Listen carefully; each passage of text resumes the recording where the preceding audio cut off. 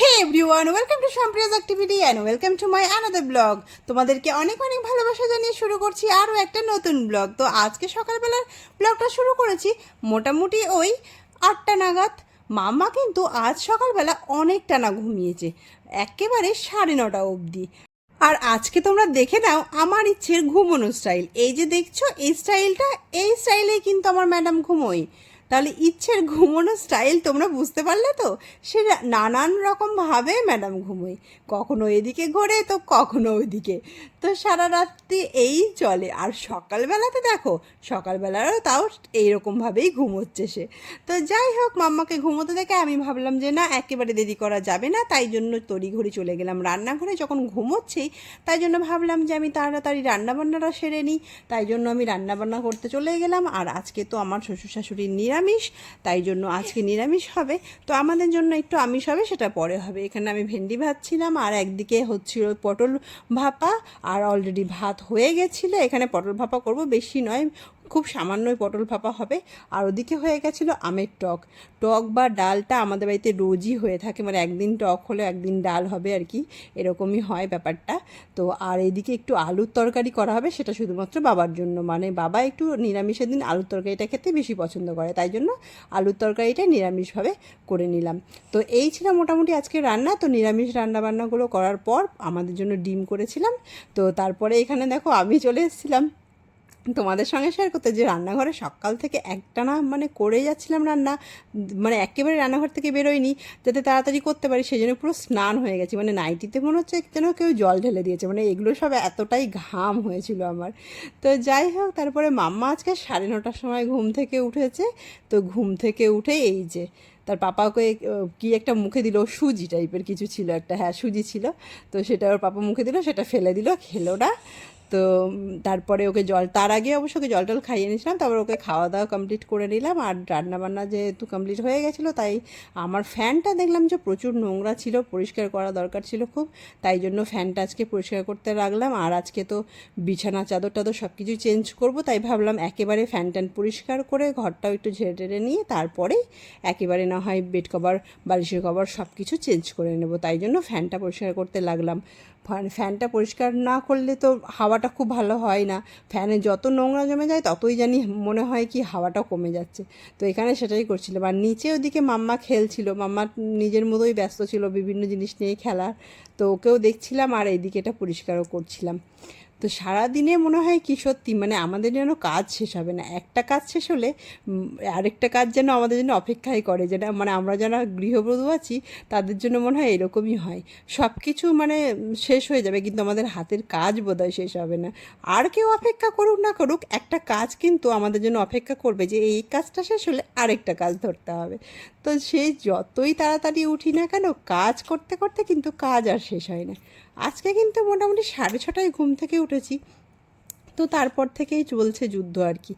হ্যাঁ, সেই সকাল থেকে অবশ্য একটু আমাদের হোম কিচেনের একটা অর্ডার ছিল, সেটা একটু দেওয়ার ছিল, সেই সব ব্যবস্থাও মানে হয়েছিল। তারপর থেকে টোটালি রান্নাঘর মানে রান্নাঘরেই চলে গেল কত সময়। তো যাই হোক, ফ্যান তো পরিষ্কার হয়ে গেছে, আর ফ্যান চালিয়েও দিয়েছি কারণ খুব গরম লেগে গেছে। তো তাই জন্য এবার ভাবলাম যে তাহলে বিছানার চাদরটা চেঞ্জ করে দিই, আর তার আগেই বালিশের কভারগুলো চেঞ্জ করে নিয়েছিলাম। তো বিছানার চাদরটা এখানে চেঞ্জ করছিলাম। আর ঘরের বিছানার চাদরটা যদি সুন্দর করে পাতা থাকে না, বা সুন্দর একটা চাদর হয় না, তাহলে আমার মনে হয় যেন ঘরের সৌন্দর্যটাই আরও বেড়ে যায়। তাই সবসময় এটাই চেষ্টা করি আর কি।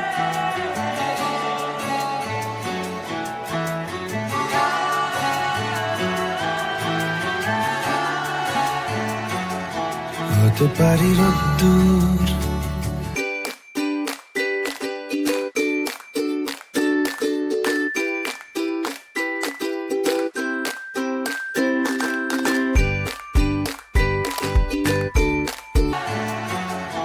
হতে পারি রোদ্দুর, হতে পারি বৃষ্টি, হতে পারি রাস্তা তোমারই জন্যে। তো এরপর সব ঘর টর গুছিয়ে বিছানা চাদর টাদর সব চেঞ্জ হয়ে গেল, কাজ কমপ্লিট হলো ঘর গোছানোর। তারপরে ভাবলাম যে এবার চটপট দেরি না করে এবার ঘর ঝাঁটানো মোছাগুলো করে নিই, কারণ এরপরে মাম্মাকে খাওয়ানো রয়েছে, তারপর স্নানও হয়নি ওর এখনও পর্যন্ত, তো স্নান করাতে হবে, তারপর নিজের খাওয়া আছে, স্নান আছে, সেগুলো সবই বাকি, তাই জন্য তাড়াহুড়ো করেই আর কি করছিলাম এবার। তাই ঘরটা ঝাঁটিয়ে দিয়ে এবার ঘরটা মুছে নিলাম। তো মাম্মা আজকে আর যেহেতু মানে ঘুমায়নি, আজকে অনেক বেলা অবধি ঘুমিয়েছিল, 9:30 অবধিও ঘুমিয়েছিল, সেজন্য আজকে আর সকাল থেকে এখনও অবধি ঘুমোয়নি, ওর ঠাম্মির কাছে ছিল, খেলা করছিল।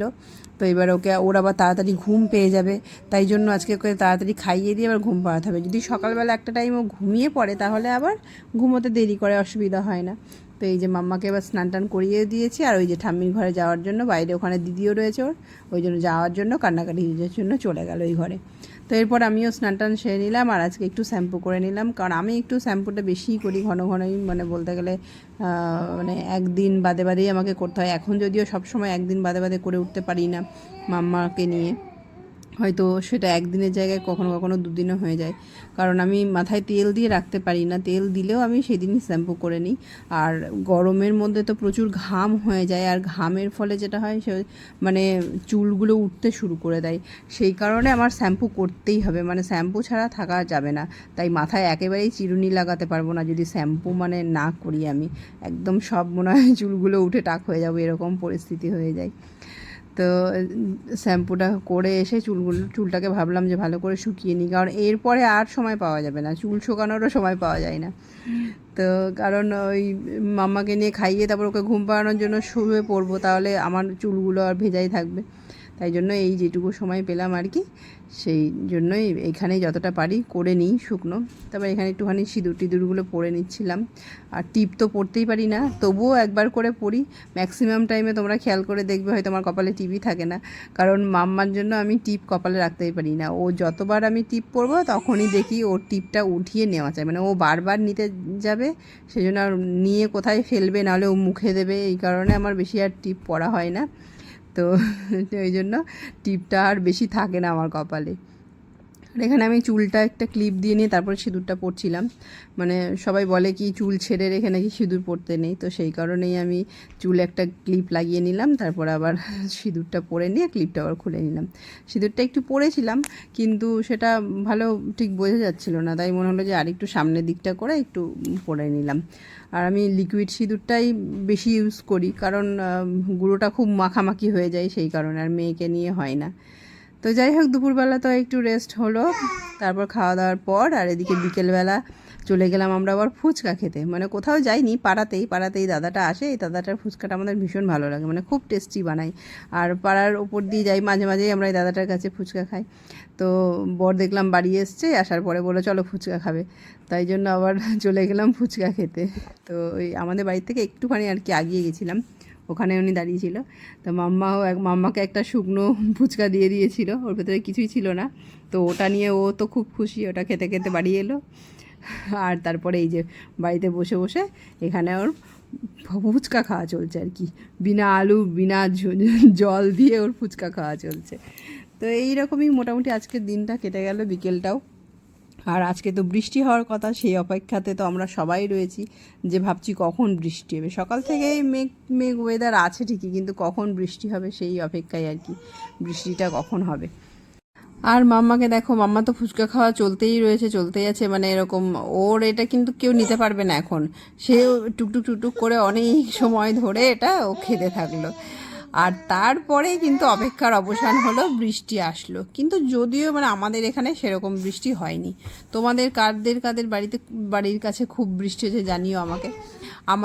আমি চুঁচুড়াতে থাকি, চুঁচুড়াতে সেরকম একটা বৃষ্টি হয়নি, ছিটেফোঁটা বৃষ্টি হয়েছে, তবে হ্যাঁ ঠান্ডা হাওয়া এসছে, মানে তবে পরিবেশটা একেবারে ঠান্ডা করে দিয়েছে। আমি যেটুকু 2-1 ফোঁটা পড়ছিল, তো আমি ভাবলাম না একটু তো বাইরে যাওয়াই যায়, তাই বাইরে গেছি, ওই সময়েই সন্ধ্যাবেলাতে একটু ভিজে নিলাম আর কি বৃষ্টিতে, এত ভালো লাগছিল, এত সুন্দর ঠান্ডা হাওয়া বৃষ্টি সব মিলে। তো আমাদের এখানে খুব একটা বৃষ্টি হয়নি, তো আমাকে আবার মাম্মা দেখেছে যে ওরও আসতে হবে, ওই জন্য ও আবার দৌড়ে তাই আমি আবার গেটটা তাড়াতাড়ি বন্ধ করে দিলাম, কারণ ওকে তো আর ভেজানো যাবে না রাত্রিবেলা বৃষ্টিতে, তাই জন্য আমি আটকে দিয়েছি, ও আসার চেষ্টা করছিল।